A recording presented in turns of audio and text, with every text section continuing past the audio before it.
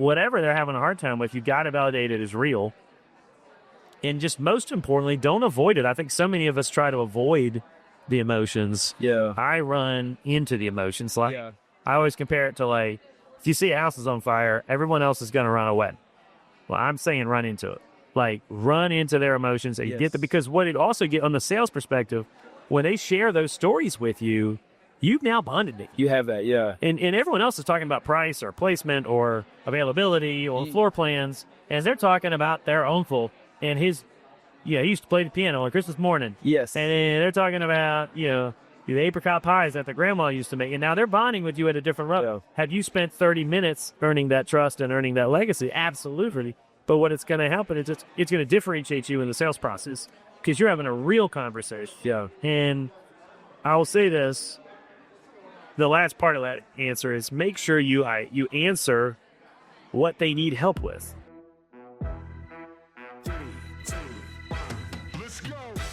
Welcome to The Move-In, a senior living marketing podcast from Unlock Health, a full-service marketing partner for the aging services industry. Join us for candid conversations exploring the latest marketing strategies with the senior living community leaders and innovative solution partners who are moving our industry forward. Together, we'll build a community to build better communities. When families consider a move to senior living, what's really holding them back? The logistics or the emotions tied to a lifetime of memories? Hello, I'm Larry Willams, and welcome to the Move-In Senior Living Marketing, powered by Unlock Health. When families make this transition, it's rarely just about the floor plans or finances, it's about the lifetime of memories. The dining room table where every holiday meal was shared, the piano where the kids practiced, or the chair where a loved one always sat. Those pieces aren't just things, they're stories, emotions, and connections, and letting go can feel like losing a part of ourselves. In today's episode, I'm joined by Matt Paxton. You know him from Hoarders and Filthy Fortunes. He's also the best-selling author of Keep the Memories, Lose the Stuff, and founder of Clutter. We're diving into how understanding the emotional attachments can completely reshape the way we help families move into senior living with empathy, trust, and a healthy dose of positivity. Here are a few things we discussed in this conversation. Why people hold on to things and what those memories really mean. How empathy can transform the sales process by creating real human connection, and why positivity isn't just a mindset, it's a business advantage. So let's get into it. Here's my conversation with Matt Paxton, which we recorded at the Smash Conference. We are on the Move-In Senior Living Marketing, and we have someone with me that I'm proud to call him my friend. And you did a great job speaking earlier today. This is Matt Paxton. Thank you, Matt. You are into so many different things. I'm afraid I'm going to leave something out if I try to go into all the stuff you're doing. So please do a good job of providing an introduction and all the different most of you, if you're watching, you know me from that TV show Hoarders. I was the guy that cleaned out all the houses on Hoarders for 15 years. That's grown into a big business. My goal in life is to help people. I love helping families go through all the stuff. In this world, the world you and I are in, it's senior living. So we have a couple businesses. Clutter Cleaner is my business. It's a franchise system where we go out and help people to clean out estates and downsize and move into senior living. We've got 12 locations around the country, growing at a very fast rate.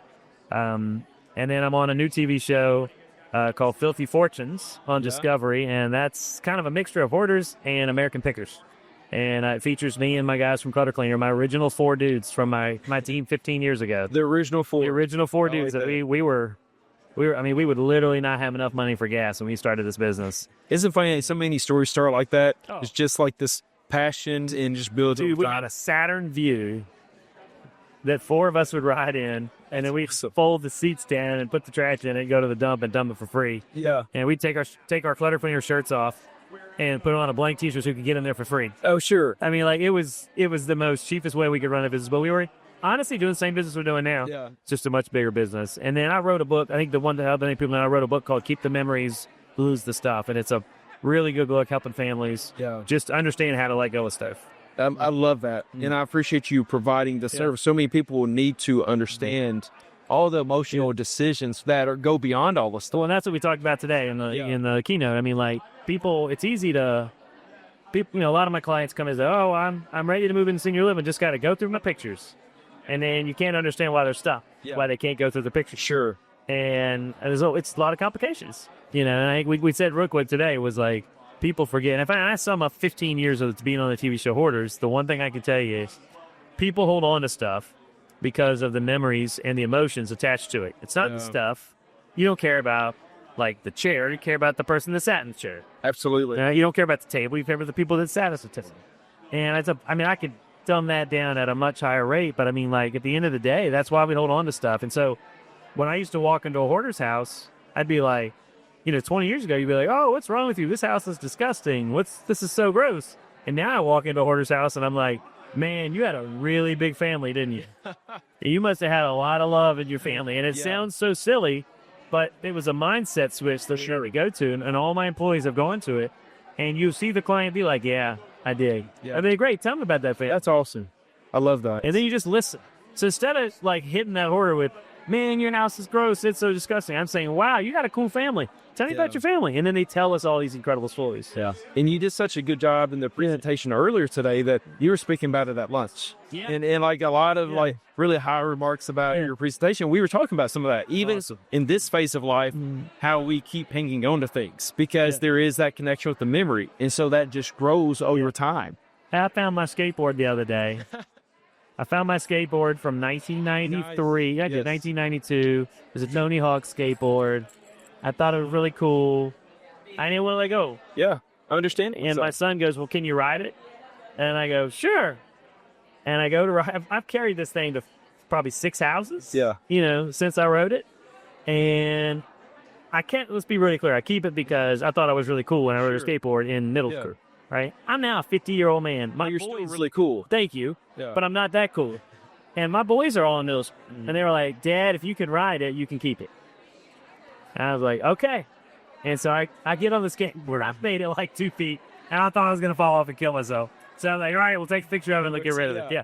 And then we sold it. Man, it sold for like $300. I couldn't believe it. It's a vintage skateboard. Sure. Yeah, so it sold. It was crazy. That's awesome. Yeah, that was awesome. But they were right. I couldn't even ride it.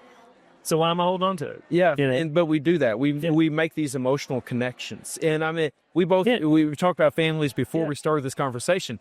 We find that the things our kids do, and then we make these emotional connections. And before you know it, like your house is this emotional lasagna of just we call that the mediocre art. Okay, right? Yeah, Everybody's got the mediocre art, the big stacks of paintings that your kids did in 3rd and 4th grade, and they're not artists. They're not going to be artists, but we have a really hard time letting go. It is, yeah.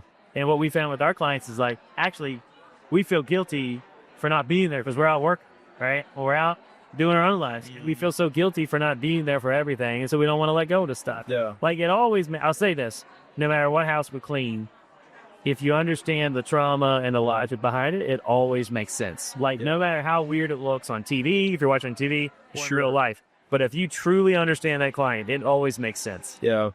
Now, you mentioned, when you understand that, the trauma behind it, and it makes sense. What do you have like the most common struggles? I know it's probably not specific items. It might be, but sometimes it is. Yeah. I'll say, keep it somewhat positive. It's the D's, right? Death, divorce, loss of a family member. It's often a trifecta. But grief is subjective. Like you can't use the word just. I had a lady, but the newest one that we see all the time now is that your kids grow up, you raise your kids well, and they grow up and they move on to college and do a good job, and then they move out and they get married and they have kids. And they go forward. And they move forward. Yes. They do exactly what you're trying to do for 30 years. You raise them to go forward. Yes. And that's real trauma for a lot of women right now. Sure. That's absolutely true. And men, too, they're starting to acknowledge it as well. Like, I'll admit it, I don't know what I'm going to do when my kids are gone. I complain all day how loud it is, but, like, I don't want an empty house. I sure don't want a quiet house. Yeah. But, like, that's real trauma now. The best story I have to explain trauma is we had a lady from New Orleans. We were cleaning her house, and she lost her husband and her son during Katrina. So double loss. It's one thing to lose your spouse. It's another to lose your child. Sure. As I'm told. And she said to me, Matt, the worst part, they had climbed up to the roof. The water was rising so fast. They were on the lower ninth floor. The water's rising. They climbed up to the roofs, and they were trying to, like, break a hole in the roof to get on top of the house because they couldn't get outside anymore. And at its peak, the water, she got up higher, but her son and her husband were hanging onto the rafters. And the water came and just took her husband and her son away. And she paused and she goes, Matt, the part that's hard for me is I don't know if they died or if they made it and they chose not to find me. And that hit me at a level, like, that's trying, right? Yeah. It's now like, oh, that's why your house is still. Yeah. I mean, she's thinking about stuff I can't even comprehend. Yeah. Just so much hurt. And so, so like when I say people, the trauma is real, and it is real for them. Now, that lady, 10 years later, we got invited to her wedding.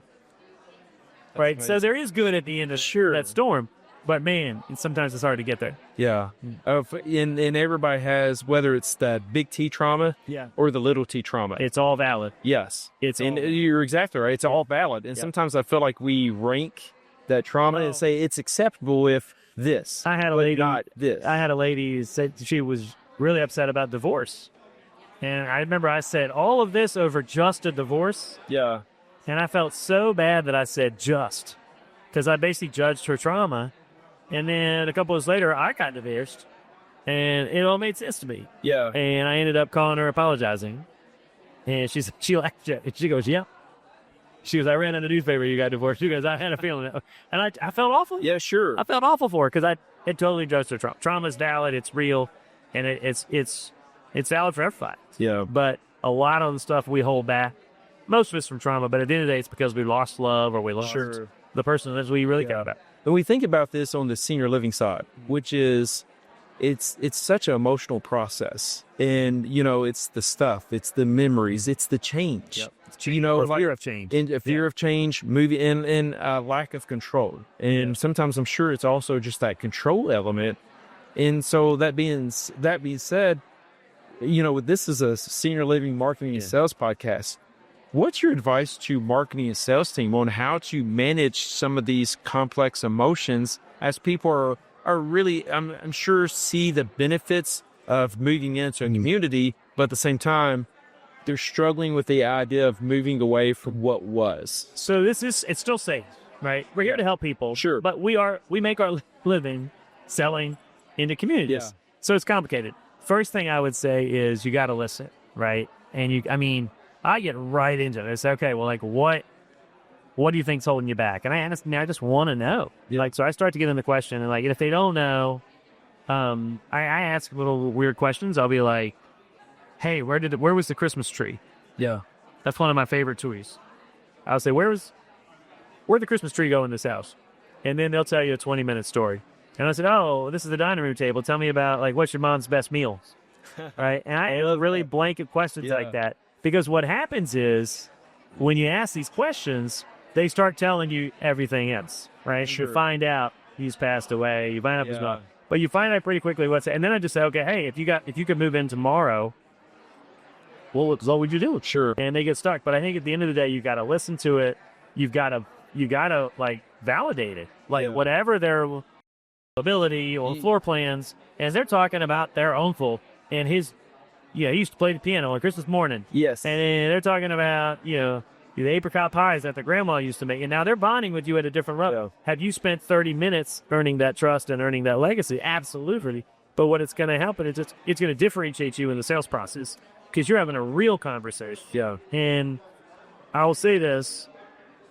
The last part of that answer is make sure you answer what they need help with. Like, we know they need to move into a community, but the number one reason people call us? They don't know what to do with the dining room. No, one of our top search terms is, what do I do with a piano? Yeah. So I'm not ready. And if I want to sell them an entire estate cleanup process, I better answer that first question, which is, what do I do with a piano? Because that's all they're thinking about right now. They're not ready to think about, I can shred papers, I can dot, we can digitize photos, we can stuff, I can artifact, I can do so many things. But I'm not ready to. But they need to know about the damn piano. Yeah. So answer the question about the damn piano. Yeah. Like, I think we get so lost in pursuing all the things we can do that we forget to do the one thing they've asked us to. Sometimes I feel like it's so easy to get into almost like a checklist. Yep. Next you do this. Next you do that. Next, well, like you said, there's that one big question mark that's stopping everything. Yep.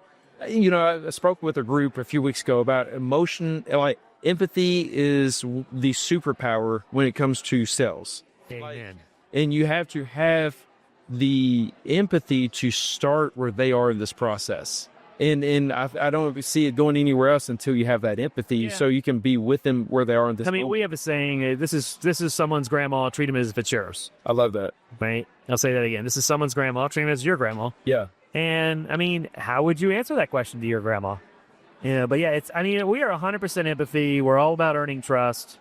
I talked about it this morning. Like, we've really kind of gotten away from the numbers, honestly. Yeah.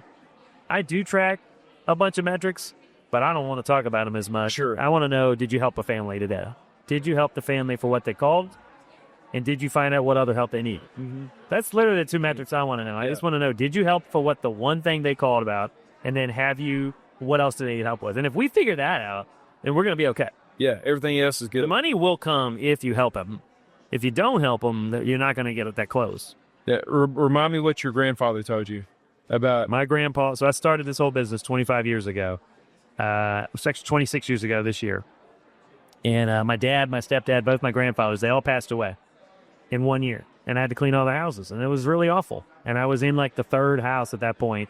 And I was just thinking, this sucks, man. I missed everybody. I was in the middle of Colorado, which is a great place. But I'm trying to dispose of motor oil in the mountains of Colorado. And I didn't know anybody. And my grandfather had always said, do the work nobody wants to do. And if you do that, you'll have a job.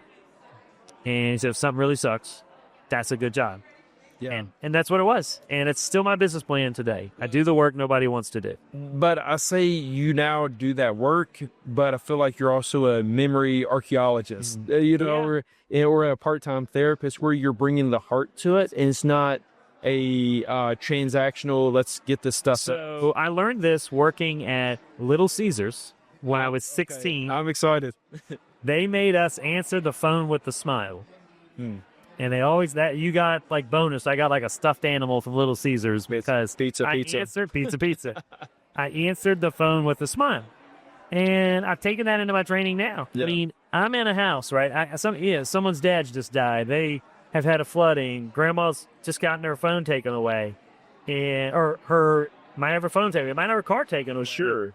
And now she's trying to make a decision where she's going to go, and really they're not going to let her make the decision. Her daughter's going to make the decision. It's such a complicated thing. And so I walk into that house, man, I'm going to answer the phone with a smile. Absolutely. Because what I will say with no one calls me because life is good. If I'm in your house, it's not the best day. Yes. Right?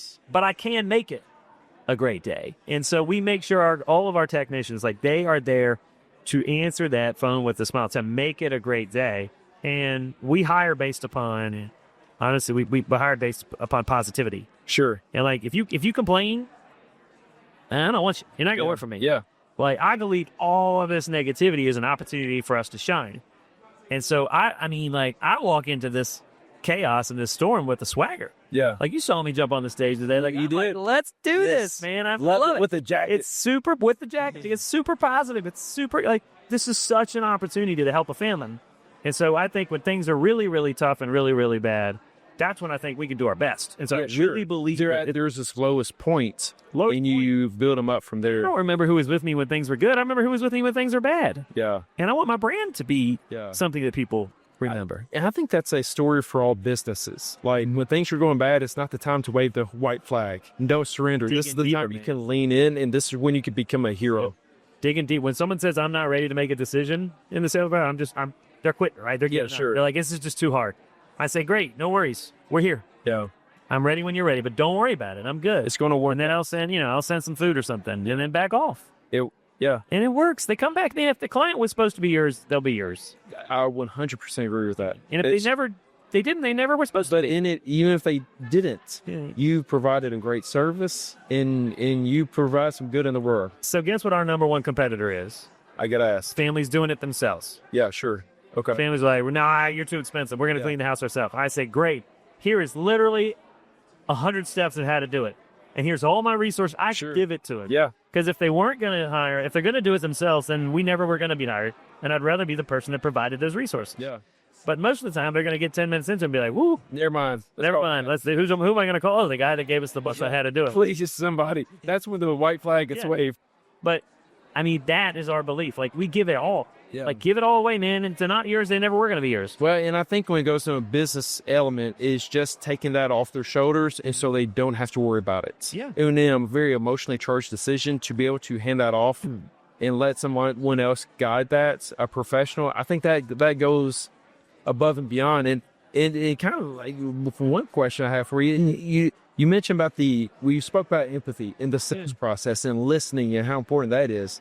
Do you have any other advice for communities who are helping families or, those looking to move into a community with this process? Yeah, you're not going to like it. This is the answer you're asking for, but I will say I sell on emotion. That's it. Yeah, sure. Period. Well, I mean, that's why we're all here. Yeah. I mean, none of us in this room are here because of the money. Let's be honest. There's easier ways to make more money.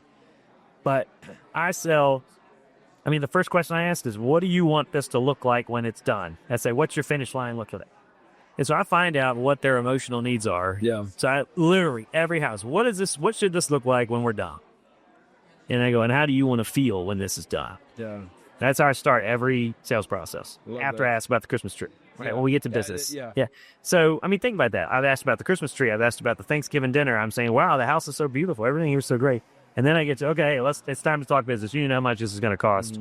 I go, great. How do you want this to look? Yeah. When we're What's done? the goal? And I see the finish line. Yeah, sure. What's the finish line? And then how do you want to feel? And when they tell me that, now I know, okay, I know how I'm going to help them. And I know how I'm going to make them feel.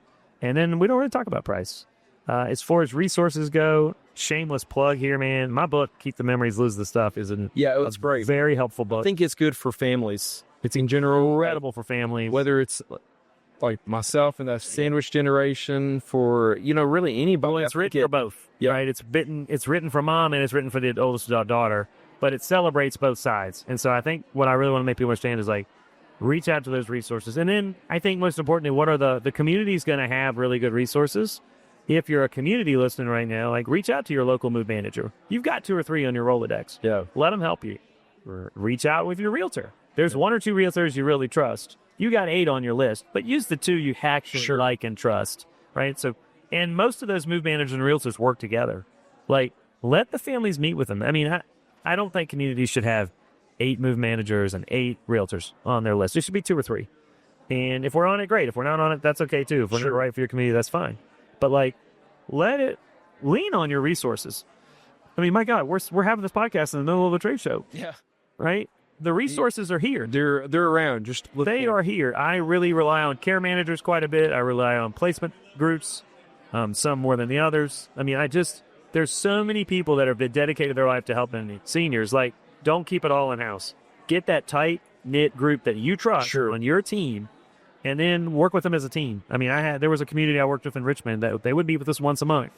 And it was a realtor, a care manager, my company on the move management side, and then I think it was placement. Yeah. And I don't know who, but it was a small group of people, and we would go through their entire move-in list.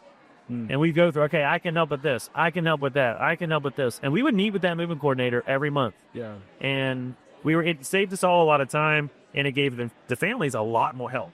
Yeah, that's so a lot of resources. Yeah, that's what it's all about. It's just when you can rely on another group or another person to say they got you, they go such a long way. I've gotten to the point now where a realtor will call me like, "Hey, is you going to be at this house? Like, do you mind taking pictures for me?" And we worked so many. I mean, we had like 13 clients. I think I was working with one realtor right now. Oh wow! And it's through a community. Yeah. So the community's brought us in. So I'm sending pictures with permission from the family. I'm sending pictures back to the community. I'm sending pictures back to the realtor. Yeah. And then back to the family. Yeah. And we share the whole plan because I don't know. I see a lot of companies like being so paranoid about losing the business that they actually lose the business because 100%. Yes. Like, dude, just let it go. Let it go. Just provide value. If it's good things, you're going to have. If you do an amazing job, you'll get the business. If you don't, you won't. It's that simple. It really is. If you provide a great experience, take care of people, it's going to work. And just really with that word of mouth, like how that spreads, like good, like just providing a good experience, good service is going to spread to others. And then like your competition should be you. Yeah. Like, can I provide a better customer experience? than I did on the last road. Yeah. If you keep up in your game, like I just met a guy here in the hall. He's like, man, I heard your speech. I was telling a story about a family that a community that this lady wanted to ride in a hot air balloon. And so they brought a hot air balloon and she rode it up. And I just met a guy. He's like, man, we read some of those stories. He goes, we're actually taking a resident to Hawaii next week. That's awesome. And I'm like, seriously? He's like, yeah, we all put our money in. The workers incredible. put their money together. That's incredible. Not the community. Yeah. The workers Are sending a lady to Hawaii.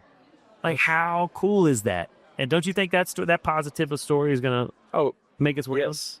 You know, I don't want to get political, but I don't care which side you're on. We're in a very political world right now. Sure. We're very divided, and we need positivity. Yeah. And why wouldn't you put your brand around positivity? Positivity sells. It's the ultimate currency. People need positivity It's this the world. ultimate Yes, currency. I agree. I have a best-selling book. I have a hit TV show on Discovery because I'm positive. Yeah. Damn, not because I'm good looking. We know that. Right? Oh man, It's because I'm positive. That's what the energy is. It's positive. You brought that earlier today. I bring it every day, and I don't care what's going on in my life. I mean, I could have a horrible day at home, but my job, I mean, I am paid. I feed my kids because I'm positive every day, and other people feel it. Everyone else could have a bad day, not me. My job is to be positive, and when I bring that positivity, I do get it in returns in spades. I get returns in money, man, to the business and to the employees. Positivity is a choice.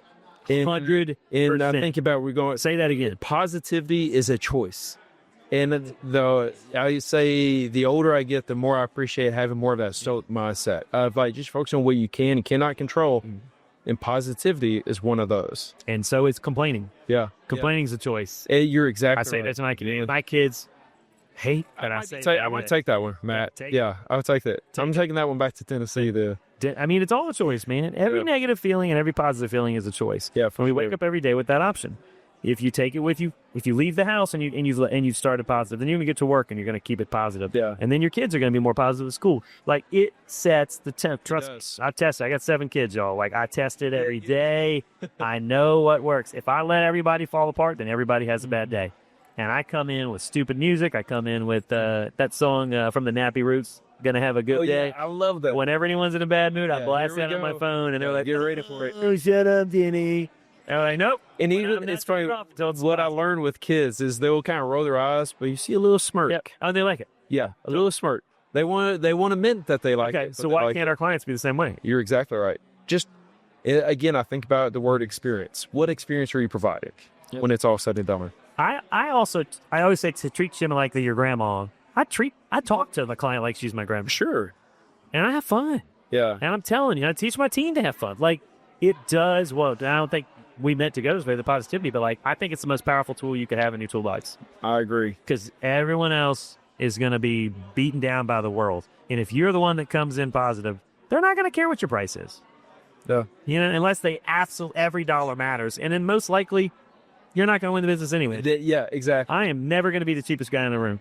But let's acknowledge that at the beginning and then work our way through it. And there's nothing wrong with that. If it's not right, it's not right. It's okay. It's all about exploring the fit. Yeah. Find what works and what's we not. start talking about lowering my price to fit your budget. That Done. But I'll Because find at that someone point, it's going to be not that for me. conversation all the time. I'll find someone else that's right for you, and that's okay. Sure. But I'm still going to leave you with the right solution that you need.